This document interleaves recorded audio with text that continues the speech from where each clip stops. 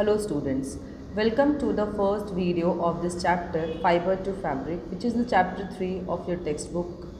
Let's proceed and see what all things are given in this chapter.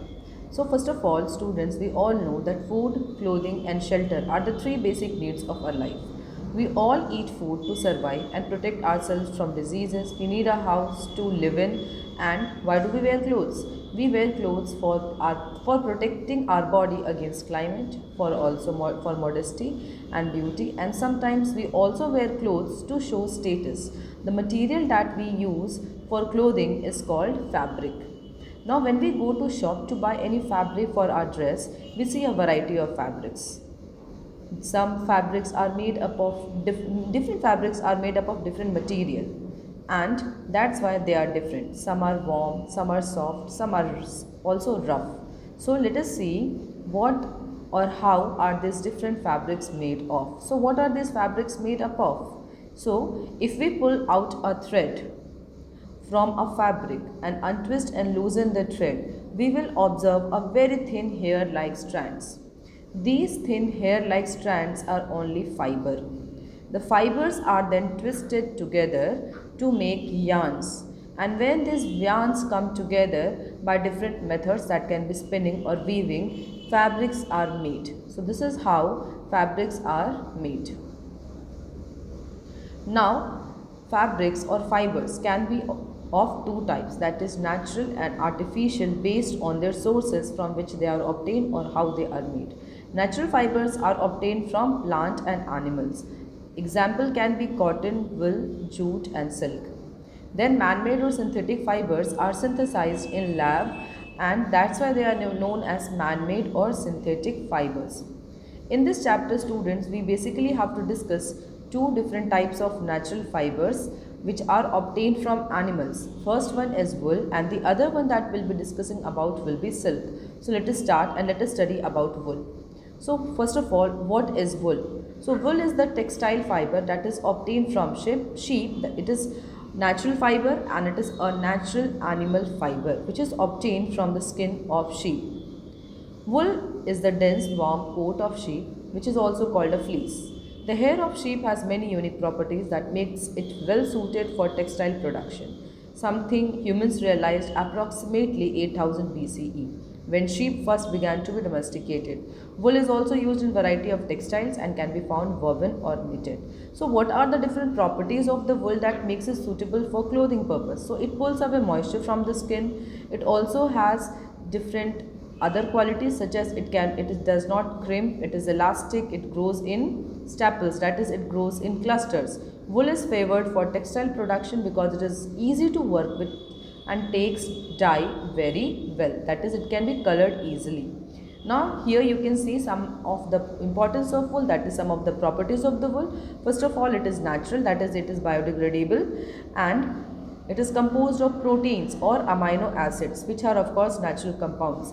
Next, it is odor resistant, that is it does not smell. Next, it helps regulate body temperature, that is it keeps the body's heat, that is it acts as an insulator keeping our body heat inside our body. It also helps keep our body dry. So these are some of the properties of wool. Now where can wool be obtained from? Wool comes basically from sheep and some other wool yielding animals such as goat, yak, and there are many other animals also.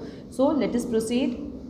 Any sheep will bear two different types of hair, fine and coarse hair. Coarse hair will mostly be seen on as the outer covering of the sheep, which are long and rough, whereas fine soft under hair is the hair which is found closer to the skin of the sheep. The fine soft under hair is only known as fleece, and this fleece is only obtained for obtaining wool. The fleece of sheep is not the only source of wool. Wool is also obtained from goat's hair. The underfur of Kashmiri goat is very soft. It is woven into fine shawls called pashmina shawls. The fur of the body of camels is also used as wool. Now, wool comes from goat, yak and some other animals also. You can see the pictures of some animals here. So, moving on. So fleece of these different wool yielding animals will be used to produce the fiber that we call wool. Now these are the different types of sheep, and all these different types of sheep will yield different varieties of wool. So here you can see this is Marwari, this is Patanwari, Bakharwal, Rampur Bashair, Nali, and this is the Lohi breed of the sheep. Moving on. So as I have told you, different breeds of sheep will yield different types of wool which will be used for making different things.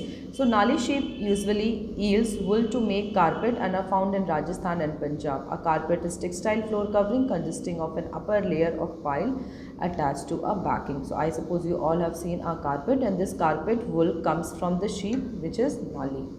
Then we have Patanwari sheep. Patanwari sheep yields wool for making hosiery clothes. They are found mostly in Gujarat. Next we have Rampur Bashair. Rampur Bashair sheep usually yield brown colored fleece. They are found in Uttar Pradesh and Himachal Pradesh. Then we have Bakharwal. These sheep yield brown fleece type of and is used to make shawls. They are mostly found in Jammu and Kashmir. Lohi sheep's wool is of very good quality and is used for making woolen clothes. Lohi breed is mostly found in Rajasthan and Punjab. Next one we have Marwari, which yields very coarse wool, and they are also found in Gujarat. Next students, let us see how sheep's wool turns into clothes. So first of all, first step is rearing and breeding of sheep. Sheep are reared in many parts of our country. So also sheep will feed on grass and leaves. They are also fed with mixture of pulses, corn, jowar, oil cakes and minerals. In winter, sheep are kept indoors and fed on leaves, grain and dry fodder. Some breeds of sheep have thick hair on their body which yields good quality wool in large quantities. They are selectively bred to get good sheep of breed. Again, what is rearing? Rearing means to look after the sheep by providing them with food, shelter and health care. The person who will be looking after the sheep is called a shepherd. Sheep are herbivores, which means they only eat grass and leaves. So shepherds take them to open grasslands for grazing. Apart from grazing grass, the sheep are also fed the mixture of pulses, corn, jowar, oil, cakes and minerals. In winters, they will not be moving out, they will just be feeding the leaves which they will be provided indoors. Next step after rearing of sheep, we have shearing. Shearing is the removal of the upper layer of these animals, that is the fleece. The fleece of the sheep along with the thin layer of the skin is peeled from the body using large razors or with electrically driven shearing machine. Nowadays bioclipping is also used, which is a kind of injection which is very useful in the process of shearing. Next we have scoring. Scoring is the process of washing wool in hot water and detergent to remove the non-wool contaminants. Just think, if you don't wash your hair, what would happen with your hair? Now sheep also, you know that sheep's hair might contain so many contaminants, so many dirt and impurities. In order to remove these impurities that are present on the sheep's hair, scoring is done. Next we have sorting. We all know that we have already seen that different varieties of fleece can be obtained from different parts of the sheep's body. So they need to be sorted, that is graded. So the fleece is sorted into grades by individuals who have developed a keen sense of touch. They sort the fibers according to fineness, length and color.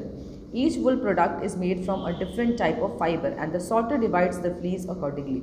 Thick, short fibers are used in tweeds, whereas thinner fibers are used in fine wool. Next process is combing. Combing is straightening and stretching the fibers to obtain maximum spinning capacity.